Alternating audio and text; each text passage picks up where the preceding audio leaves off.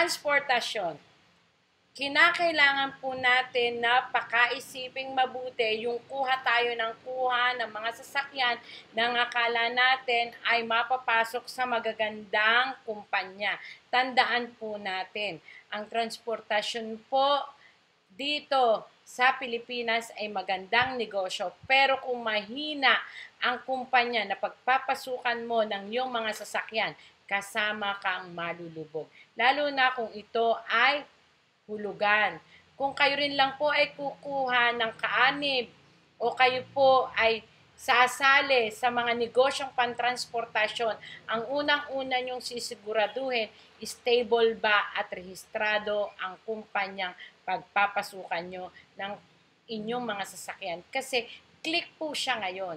Pero sa dami po na naglalabasan, madali rin itong mawala. Computer. Ang computer course, kailanman hindi mawawala, lalo pa siyang mag-upgrade.